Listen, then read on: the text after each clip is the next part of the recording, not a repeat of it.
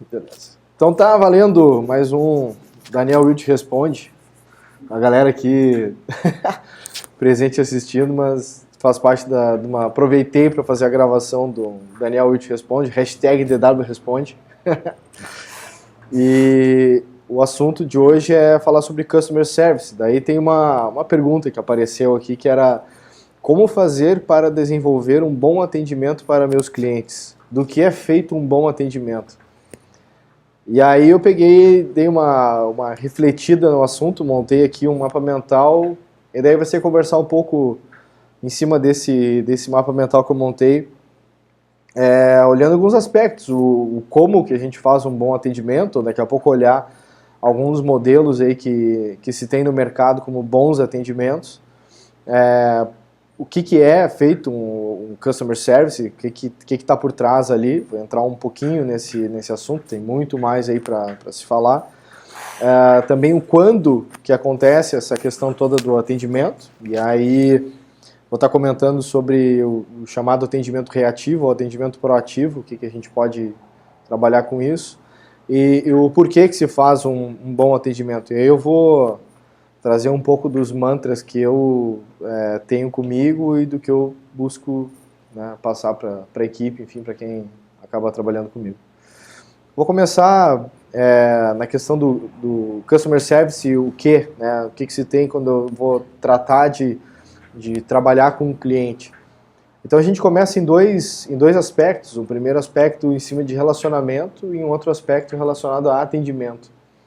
Então, quando a gente faz um atendimento para um cliente, eu tenho um primeiro objetivo de, sim, resolver o problema dele, de quem está me buscando, ou quem está buscando informação, mas eu não posso me ater somente a isso, ser o mais rápido possível para resolver o problema. Às vezes, quando o cliente me faz simplesmente uma pergunta e eu respondo aquela pergunta, talvez ele não soube montar a pergunta dele da melhor forma possível.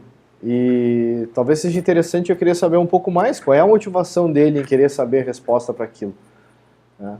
Quando o cara pergunta, existe a funcionalidade X aí no teu sistema, e tu diz não, e ele fala obrigado, e tu diz não há do quê?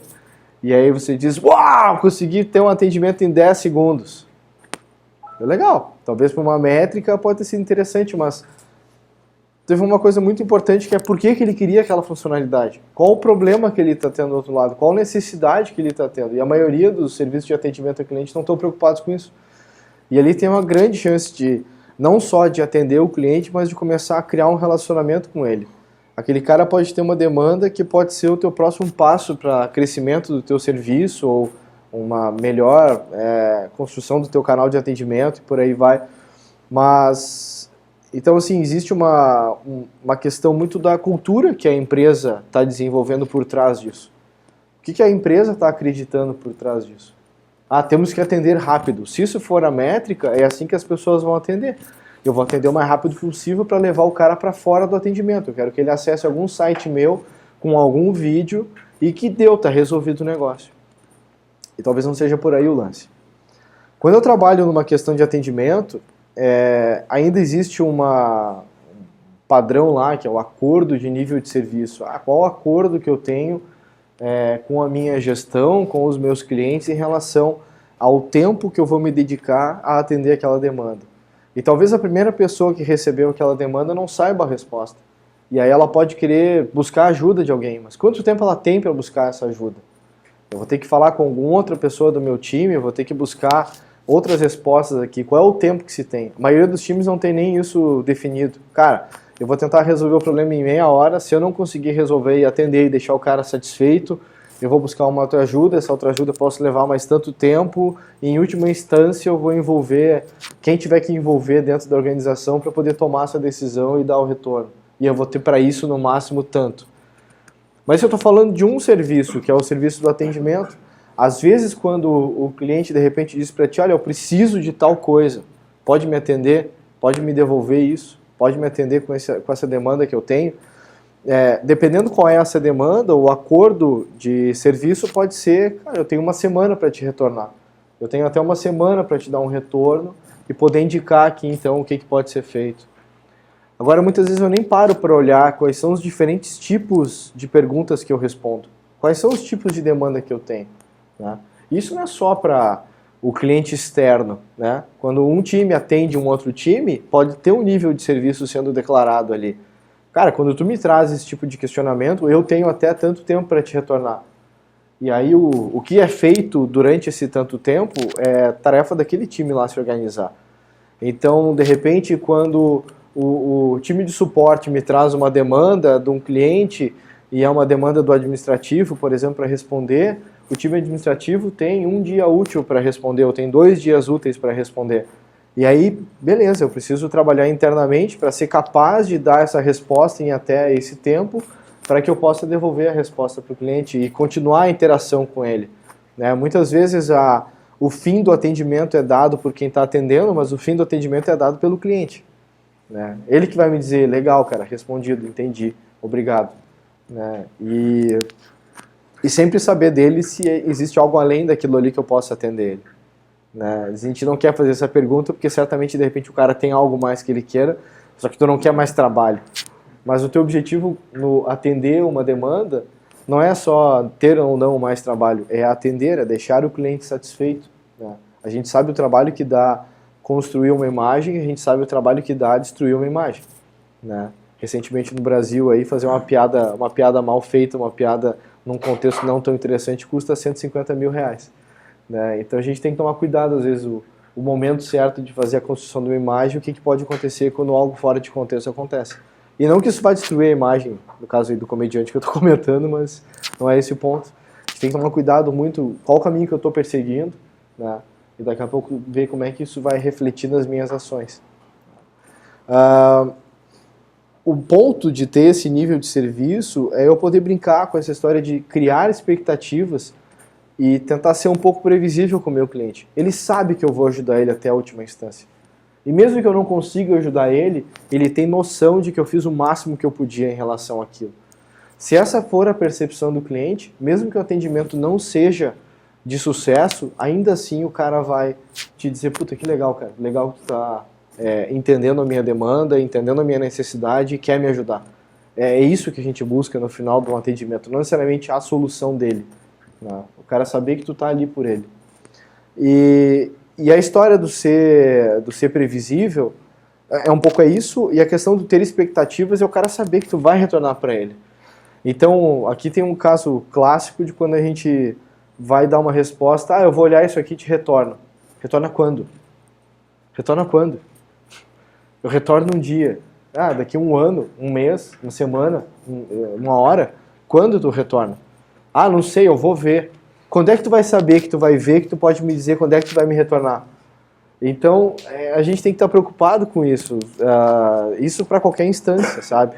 Eu vou tentar te responder até a tal data. E às vezes a gente não consegue, a gente não dá retorno, né? E agora falando com vocês aqui, eu já lembrei de um assunto que eu tinha que ter dado retorno na segunda-feira, hoje é quinta, né? E que nhaca, eu não dei retorno para a pessoa avisando que eu não ia. Era um assunto que não era tão importante, não importa. Eu dei uma data e eu não cumpri ela.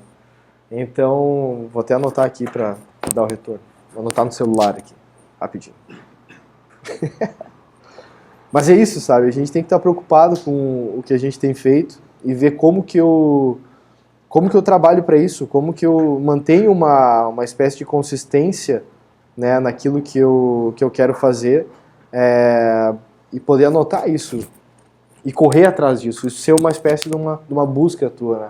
Eu mantenho as pessoas alinhadas com aquilo que eu estabeleci como expectativa para elas, né, e por aí vai. Quando que acontece esse atendimento? Esse atendimento ele acontece de duas formas normalmente. Ele tem um processo reativo quando o cliente está te buscando por telefone, e-mail, chat, algum tipo de canal que exista lá para ele buscar esse suporte, né? Ou até uma base de conhecimento pode ser vista como uma possibilidade. O cliente está buscando um suporte, ele pode ter acesso a uma base de conhecimento ou a um blog onde ele tem informação e a partir disso, se ele não encontrar aquela informação, ele vai questionar, ele vai buscar um passo além, né? Agora, a gente tem que ter clareza disso. Se o cliente está entrando em contato contigo é porque ele precisa ter algum tipo de apoio ali, né? E eu tenho uma outra ação, que é no caso de uma função mais proativa, que é eu poder mostrar para o cliente que eu estou constantemente gerando conteúdo para ele e querendo ajudar ele nas diversas formas do que ele tem. Isso pode ser feito através de artigos, eu posso buscar fazer um treinamento para isso, eu posso fazer eventos, né? Eu quero reunir pessoas interessadas no assunto tal para falar sobre aquilo ali. Né? A própria questão de newsletters daqui a pouco, manter uma lista de e-mails, os clientes sendo atualizados em relação àquilo, difundir informação pelas redes sociais, então ter as pessoas que te ouvem pelo Twitter, ou pelo Facebook, ou pelo Google+, ou por LinkedIn, qualquer que seja a rede que faça sentido nesse caso aqui. Mas eu me colocar nesse ponto de saber que eu tenho que buscar esses dois canais. Eu funcionar só de um jeito pode ser bem prejudicial. Eu só vou funcionar de forma proativa. Não quero que o cliente entre em contato comigo. Beleza, mas de vez em quando vai ser legal tu ir atrás do cliente para querer ouvir ele. Então talvez caia ali o reativo ao contrário, né? Eu estou sendo reativo, querendo a informação do cliente de forma reativa, né? Ir atrás dele e dizer, olha, fazendo uma campanha de satisfação aqui, eu quero saber o que tu acha do meu serviço. Quero ouvir teu feedback para saber como é que eu posso melhorar, né? E poder criar esse canal de relacionamento em relação a ele. O porquê que eu faço esse processo de atendimento a cliente, ou por que eu busco esse canal, né? Por que eu vou querer criar essa previsibilidade, por que eu vou querer trabalhar nesse conceito de expectativa, por que eu vou querer criar esse canal de atendimento e desenvolver relacionamento, por que eu vou querer ser reativo e proativo, né? Eu acabo, para isso, assim, olhando duas questões. Em última instância, o que a gente quer é desenvolver essa pessoa que está pedindo uma ajuda para a gente, essa necessidade. Eu quero que ele aprenda alguma coisa nova, eu quero me colocar numa posição de querer ensinar algo de novo para esse cliente, ou parceiro, ou colega, amigo, tanto faz. A gente está se colocando numa posição de querer ensinar algo novo.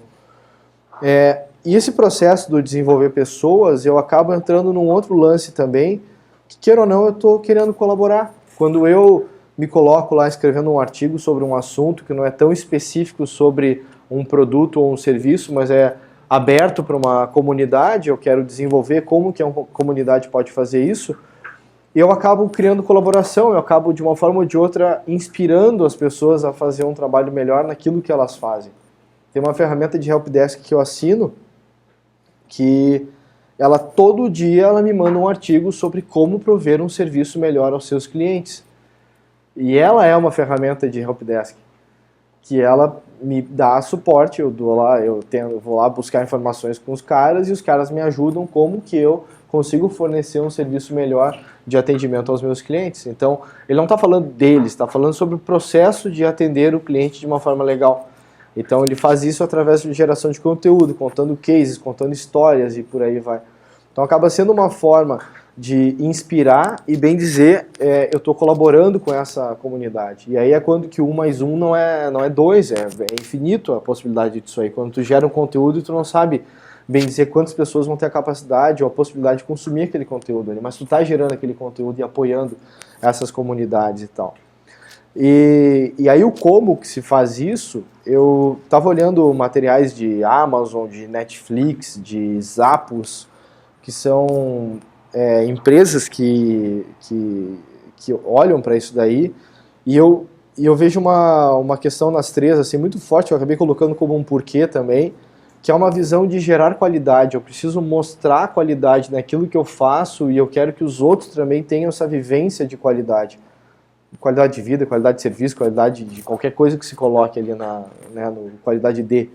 Mas, então quando eu vou prover um serviço de qualidade, quando eu gero uma experiência para os meus clientes, né, tem um caso do Netflix lá, a Netflix te fornece um serviço de streaming para poder, né, assistir uma série de TV, ver um filme de 1980, alguma coisa do tipo, assim, uns desenhos infantil e tal.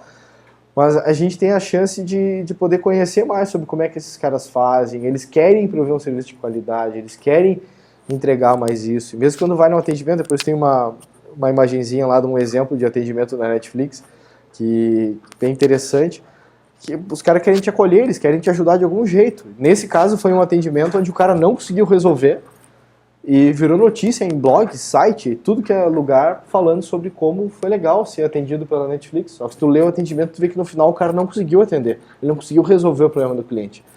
Ficou como um alerta que ele ia levar para o time técnico e tal, para os caras olharem, ver como é que a coisa ia fluir. Mas ainda assim o cliente saiu, cara, a cliente assim, eu termino o atendimento, os caras dizendo, cara, adoraria ter mais um problema. Adoraria ter mais um problema para ficar conversando contigo aqui. Tipo, porra, né, loucura. Mas assim, a questão toda essa de gerar qualidade de vida é gerar esse wow, né? Esse wow service, né? A própria Zappos fala isso, o objetivo dos caras é criar um serviço wow, tipo, que a galera queira estar motivada em prover o serviço e em receber esse serviço. Eu peguei 3 exemplos, assim, de empresas que focam tanto nesse processo da qualidade de atendimento e tal, que às vezes até a gente fica achando meio estranho, né? Então, por exemplo, a Zappos é uma empresa que foi até comprada pela Amazon, né? E a Amazon, até onde eu sei, não mudou em nada o que a Zappos faz, inclusive meio que comprou para aprender com, né? Uma coisa meio assim. E a Zappos é conhecida por uma loja de sapatos, mas eles buscam atender o cliente onde eles podem atender o cliente. E aí tem exemplos das Zappos, por exemplo, de ligações que demoraram 2 horas, 3 horas. A pessoa estava com um problema pessoal e daí o atendente ajudou a pessoa. Né? Teve um cara que ligou para as Zappos porque queria pedir uma pizza e não conseguia ligar para a pizzaria. E o atendente pediu a pizza para ele, entendeu? Conseguiu ajudar o cara, sabe? Então, assim, tá, mas esse é o meu job. Não, mas olha a experiência que eu consigo construir pro cara, a ponto do cara confiar que eu vou conseguir ajudar ele a pedir uma pizza. Então a gente vai para um nível fora da caixa, assim, da coisa, mas me torna uma relação de confiança com o cliente, né, que está buscando aquele processo ali. Um outro exemplo que eu vejo, não no caso do atendimento em si, né, até da Amazon também eu posso dar como exemplo. Uma época eu estava nos Estados Unidos, fiz um pedido de uma encomenda pela Amazon e a encomenda chegou um dia depois de eu ter saído do hotel. E eu não tinha como pegar a encomenda, né. E eu pensei, puxa, perdi, né? Mas eu pensei, cara, eu vou mandar um e-mail para a Amazon, o que eu faço, cara? O que eles indicam, né? E aí, basicamente, foi o seguinte, como o produto que eu pedi era um produto que eles só vendiam nos Estados Unidos, era uma loja local que estava me vendendo, eles não tinham shipping para fora do país, assim, cara, a gente vai recolher o produto e vai te devolver o dinheiro, pode ser? Pode, tipo, show, né, cara? Porque eu já tava... Plano B seria arrumar algum amigo meu que morasse nos Estados Unidos pra dizer, cara, tu quer tal produto que eu comprei que eu não vou conseguir trazer e vai, né? E aí, beleza. Então, quer dizer, os caras acabam de uma forma ou de outra tentando dizer, cara, o máximo que a gente pode fazer nesse teu caso é isso, tipo, te devolver o dinheiro e pedir desculpa por não ter conseguido entregar no prazo que tinha que ter sido entregue e tal, foi mal. Né? Então, que às vezes não depende dos caras, né? Igual com a companhia aérea, quando fecha o aeroporto por questão meteorológica. Esse tempo eu estava no aeroporto lá e fechou o aeroporto em Congonhas porque baixou uma neblina, cara. E aí, basicamente, os caras já têm medo pra caramba de pousar lá com o tempo limpo. Quem é o piloto que vai ter coragem de pousar em Congonhas com o tempo fechado, entendeu? E aí a galera toda apavorada e irritada com a companhia aérea. Eu falei, cara, vai brincar com um cara que faz chover, enfim... Entendeu? Levanta a mão pro céu lá e grita com alguém, entendeu? Porque foi mal, nesse ponto a companhia aérea não pode fazer nada por ti.